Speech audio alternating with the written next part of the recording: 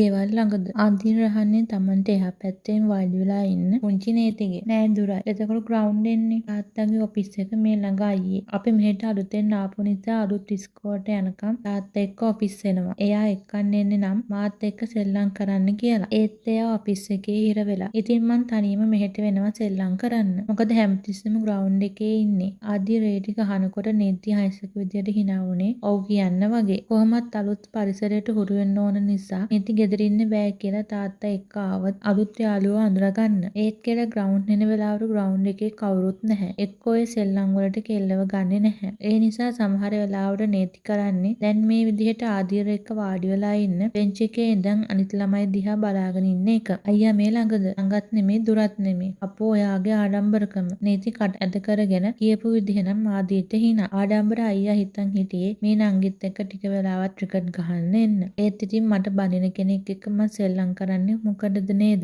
බොරුවට රවණ ගමන් ආදී බෙන්ච් එකෙන් නැගිට්ටේ. යන්න උනත් නේති ආදීර්ගේ අතින් අල්ලා නවත්ත ගත්තේ. ආදීර් මූණේ ඇඳුණු හිනාවත් එක්කම ආයේ බෙන්ච් එකෙන් වාඩි වෙද්දි. එදායින් පස්සේ දෙන්න හැම සෙන්සුරාදා ඉරිදාවකම ඇවිත් ක්‍රිකට් ගහනවා. එක්ක බෙන්ච් එකට වෙලා මොනවා හරි කියව ඉන්නවා. ඒත් වැඩියෙන්ම කියවන්නේ නේති. එක්ක තාත්තා ගැන නැත්තම් අලුතෙන් ආපු ෆිල්ම් ගැන නැත්තම් කලින් ඉස්කෝලේදී කරපු හපංකම් දන්නවන්නේ මෙතන මාක් එක ආවේ කොහොමද කියලා. නේති අහන්නේ වම් මැහි බැහැම උඩ තියලා කැරල පෙන්නලා. අපේ කලින් ගෙදර තිබුණා සිමෙන්ති වලින් හදපු ලොකු මල් පෝච්චියක්. මං වත්ත වටේ දුවදුව ඉන්නකොට එක දවසක් ඒ පෝච්චිය උඩට වැටුණා. ආදී නෑ කියද නේති කතාව කියන්න ගත්තා. කෙල්ල කිව්වත් වගේම වැටුණු පාර ඇතුණු කැල්ල තාම තියෙනවා. ඒ කැල්ල තියෙන තැන එහි බැම වැවිලත් නැහැ. කොළු නැකතින්ද කොහොද ඉපදලා තියෙන්නේ? නැත්තම් ඔහොමදීද? ආදීර් කියන්නේ නේතිව අවුස්ස ගන්නත් එක්ක. මොකද ගෙවුණු සති දෙකට ආදී නේතිට ලං වුණේ කොල්ලගේ තාත්තා බිස්නස් වලට හිර වෙද්දි මාස ගාණක් පිට රටවල ටුවර් වලට හිර වෙද්දි ඒ පාළුවම කා ගන්න. හැබැයි ඒ දවස්වල ආදීන්ගේ හිතේ නේති තිබ්බේ යාළුකමක් විතරයි. නේති තමන්ගේ සහෝදරියක් වගේ හැඟීමක් විතරයි. නේතිගේ ආදීන්ගේ යාළුකමට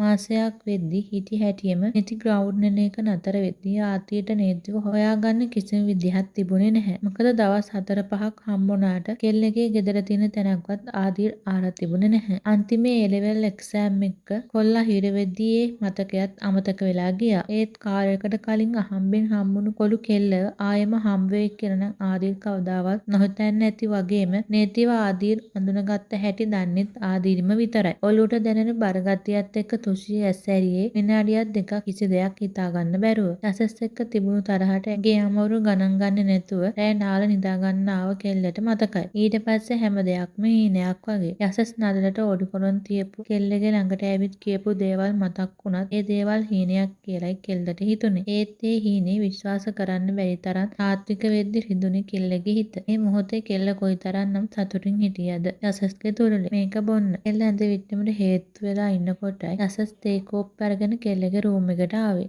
යසස් එනවත් එක්කම කෙල්ල යසස්ගේ මූණ දිහා බැලුවේ ඊයේ රෑ සිද්ධිය ඇත්තක්ද කියලා හොයාගන්න. ඒත් යසස්ගේ මූණේ කිසිම වෙනසක් නොවෙනකොට කෙල්ලට බර හුස්මක් හෙළුනේ ඉබේටමයි. දැන් අඩුයිද? යසස් කෙල්ලගේ නළලට අත තියලා අහනකොට තුෂී හිස හෙලෙව්වේ ඔව් කියන්න වගේ. අයියේ කෙල්ල ළඟින් ඈත්ලා යන්නගේ යසස් අයමත් හැරුනේ කෙල්ල කතා කරපු නිසා. ඇයි ඊයේ රෑ ඉතින් ඔයා මට මොනවා හරි කිව්වද අයියේ? මට ලාවට හීනෙන් වගේ මොනවද කිව්ව මතකයි. ඒකයි. මොන විකාරෙද තාම? මං පැනලෝ දීලා මගේ රූම් එකට ගියා නිදාගන්න. යසස්ගේ උත්තරෙන් හැමදේම පැහැදිලි වෙද්දි කෙල්ල බිම බලාගෙන යසස් ඇස් වලින් බිමට පනින දරන කඳුළු දකි කියලා. හිතුවා වගේම යසස් දොර වහගෙන යන්න යද්දි සීරුවට කොපුල් හරහා කඳුළු බින්දු ගලාගෙන යන්න ගත්තේ. කවදාවත් ඇස්වල රැඳෙන්න ශක්තියක් ඒවට නැති වෙද්දි. අපි යමු අයියේ. රෝහල් කාමරේ දොර ඉස්සරහා ගල් ගැහිලා වගේ ඉන්න නේති කිව්වේ හර්ෂට. මොකද හොස්පිටල් එකට ආවත් හර්ෂ දැන් විනාඩි ගණනාවක් ඉඳලයි දොර ඉස්සරහා ඉන්නේ. දොරෙන් එහා පැත්තේ නැගිටලා ඉන්න කෙනාට මූණ දෙන්න තරම් ශක්තියක් හර්ෂට තාම නැහැ. අයියේ ආයෙම පාරක් නේති කතා කරනකොට හර්ෂ ලොකු හුස්මක් ගෙනලා රෝහල් කාමරේ දොර විවර කරේ නීතිගේ අතකිනුත් අල්ලගෙන. හර්ෂ නොසන්සුන්කම සංගවා ගන්න ඒ දේ කරපු බව දන්න නිසාම නේති හර්ෂ එක්ක ඉස්සරහට අඩිය තියන්නේ මෙතෙක් කළා ඇස් පියාගෙන හිටපු වීරවර්ධන ඇමති ඇහුණු සද්ද නිසා ඇස් ඇරියෙත් එකට.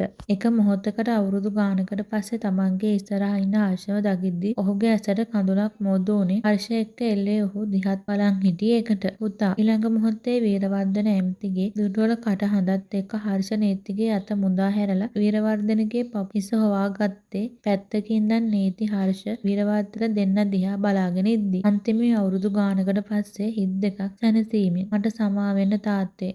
මන් කිසි දෙයක් නොදැනයි මෙච්චර කල් හිටියේ. ඒවා අමතක කරන්න පුතේ. මාත් මේවට වග කියන්න ඕනේ. මගේ වගකීම් යුතුකම් හරියට ඉෂ්ට කරන්න බැරි වුණා මට. තාත්තා වගේම පුතාගෙත් මෙතෙක් කල් සඟවාගෙන හිටපු හැඟීම් එළියට එද්දි නීති රෝහල් දොරෙන් එළියට ආවේ ඒ හිත්වලට සැනසීමෙන් කතා කරන්න අවස්ථාව සලසලා දෙන්න. රෝහල් කාමරෙන් එළියට ඇවිත් නීති පුටු පෝලිමේ වාඩි වෙලා ඔළුව පුටුවට හේතු කරගත්තත් ළඟ ළඟම ඇහෙන අඩි සද්ද එක්කම හිස ඔසවද්දී Tamanට පියවර කිහිපයක් එහාගෙන ඉන්න කෙනා දැක්කහම පුටුවෙන් නැගිට්ටුනේ ඉබේටමයි. මතු සම්බන්ධයි.